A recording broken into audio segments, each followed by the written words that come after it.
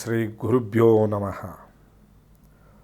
ಓಂ ಶ್ರೀ ಜಗನ್ಮಾತಾ ಭದ್ರಕಾಳಿ ಸಮೇತ ಮೂಕಾಂಬಿಕಾ ನಮಃ ಶಿವಾಯ.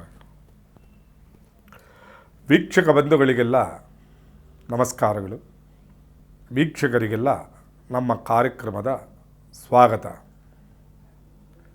ಕಾರ್ಯಕ್ರಮದ ಮೊದಲಿಗೆ ಭಾರತದ ಬೆನ್ನೆಲುಬಾದ ರೈತ ಬಾಂಧವರಿಗೂ ಅವರ ಕುಟುಂಬ ವರ್ಗದವರಿಗೂ ಹಾಗೂ ಹಗಲಿರುಳೆನ್ನದೇ ಶ್ರಮಿಸುತ್ತಿರುವ ಸೈನಿಕ ಬಾಂಧವರಿಗೂ ಅವರ ಕುಟುಂಬ ವರ್ಗದವರಿಗೂ ಆ ಜಗನ್ಮಾತೆ ಮೂಕಾಂಬಿಕೆ ಸರ್ವ ಸಂತೋಷವನ್ನುಂಟು ಮಾಡಲಿ ಅಂತ ಹೇಳ್ತಾ ನಮ್ಮ ಈ ಕಾರ್ಯಕ್ರಮವನ್ನು ಪ್ರಾರಂಭಿಸೋಣ. ಎಡ ಮತ್ತು ಬಲ ಹೇಗೆ ಚೇಂಜ್ ಮಾಡ್ಕೊಳ್ತೀವಿ, ಹಾಗೆ ನಮ್ಮ ಜೀವನದ ಚರಿತ್ರೆಯನ್ನು ಚೇಂಜ್ ಮಾಡಿಕೊಳ್ಳೋದು ಕೂಡ ಜ್ಞಾನ ವಿಜ್ಞಾನಗಳು ಬಹಳ ಮುಖ್ಯ.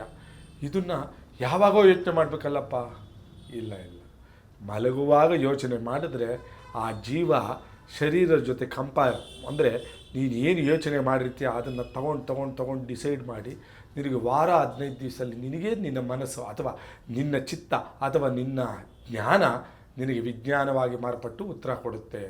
ಇದು ಕಟು ಸತ್ಯ. ಯಾಕಂದರೆ ನಾನು ತುಂಬ ಜನಗಳ ಮೇಲೆ ಪ್ರಯೋಗ ಕೂಡ ಮಾಡಿ ನೋಡಿದ್ದೀನಿ. ಹೀಗೆ ಆಗಿರ್ಬೋದಲ್ವ ಅಂತ ಹೇಳಿದಾಗ ಇಲ್ಲ, ಹೀಗೆ ಆಗಿರುತ್ತೆ ಅಂತ ಹೇಳಿದ್ದೀನಿ. ಆಗಿದೆ ಕೂಡ. ಅದಕ್ಕೋಸ್ಕರವಾಗಿ ನಾನು ಎಲ್ಲವನ್ನು ಪ್ರಾಕ್ಟಿಕಲ್ ಆ್ಯಂಡ್ ಥಿಯರಿ ಎರಡೂ ನೋಡಿ ವಿಷಯವನ್ನು ನಿಮಗೆ ತಿಳಿಸ್ತಾ ಇದ್ದೇನೆ. ಸತ್ಯ ಇಲ್ಲ ಅಂದರೆ ಡೈರೆಕ್ಟಾಗಿ ನನ್ನ ಮಾತಾಡ್ಬೋದು, ಏನೂ ಅಭ್ಯಂತರವೇ ಇಲ್ಲ. ಸತ್ಯ ಇದ್ದರೆ ಓಕೆ ಗುರುಗಳೇ ಅಂತ ಒಂದು ಫೋನ್ ಮಾಡಿ ವಿಶ್ಯೂ ಮಾಡ್ಬೋದು. ಇದು ನಿಮಗೆ ಸಂಬಂಧಪಟ್ಟಿದ್ದು. ಈ ಮಲಗುವ ವಿಷಯ ತುಂಬ ಎಚ್ಚರಿಕೆ. ಮದುವೆ ಆದವರು ಮಲಗಬೇಕಾದ್ರೆ ಏನೆಲ್ಲ ವಿಷಯಗಳಿದೆ, ಸಾಕಷ್ಟು ವಿಷಯಗಳಿದೆ. ಹಾಗೆ ಮದುವೆ ಆಗದಿದ್ದವರು ಮಲಗುವ ವಿಷಯನ ನಾನೀಗ ತಿಳಿಸ್ತೀನಿ. ಮದುವೆ ಆಗದಿದ್ದವರು ಏನು ಮಾಡಬೇಕು?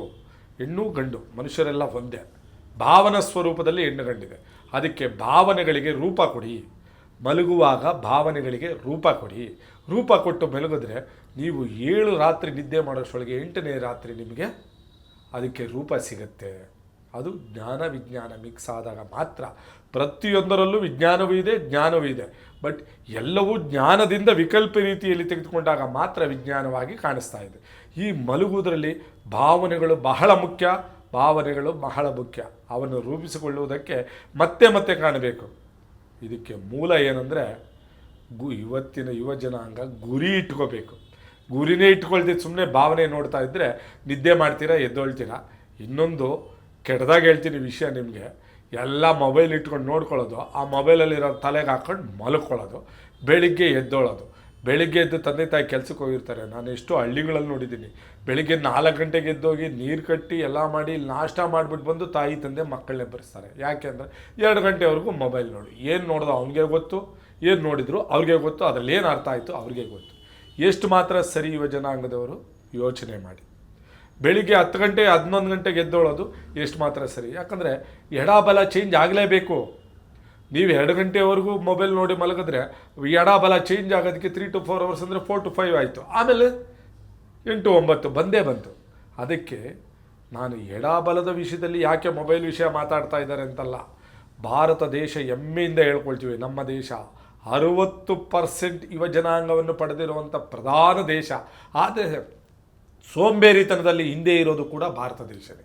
ಯಾಕೆ ಅಂತಂದರೆ ಈ ಕೆಲವೊಂದು ವಿಷಯಗಳನ್ನ ಚೇಂಜ್ ಮಾಡ್ಕೊಳ್ಳಿ. ಈ ಕೆಲವೊಂದು ವಿಷಯಗಳನ್ನ ಚೇಂಜ್ ಮಾಡ್ಕೊಳ್ಳೋದ್ರಿಂದ ನಿಜವಾಗಲೂ ನಿಮ್ಮ ಜೀವನ ಸುಂದರಮಯವಾಗುತ್ತೆ. ಈ ವಿಷಯದಲ್ಲಿ ಎಡ ಬಲ ಎಲ್ಲೆಲ್ಲಿ ಕೆಲಸ ಮಾಡುತ್ತೆ ಅನ್ನೋದಕ್ಕೆ ಒಂದು ವಿಷಯ. ಈ ಮದುವೆ ಆಗದಿದ್ದವರು ಕೆಲಸದ ಬಗ್ಗೆ ಭಾವನೆ ತಗೊಳ್ಳಿ, ನಿಮ್ಮ ಗುರಿಗಳ ಬಗ್ಗೆ ಭಾವನೆ ತಗೊಳ್ಳಿ, ಓದಬೇಕು ಭಾವನೆ ತಗೊಳ್ಳಿ. ಆ 7 ರಿಂದ 8 ದಿವಸದಲ್ಲಿ ಅಷ್ಟಶಕ್ತಿಗಳು ನವರಂಧ್ರಗಳು ಈಚೆ ಬರೋಷ್ಟೊಳಗೆ 9ನೇ ದಿವಸ ನಿಮಗೆ ಗ್ಯಾರಂಟಿಯಾಗಿ ರೂಪುಗೊಳ್ಳುತ್ತೆ ಅಂತ ನಾನು ಖಂಡಿತವಾಗಿ ಹೇಳ್ತಾ ಇದ್ದೇನೆ.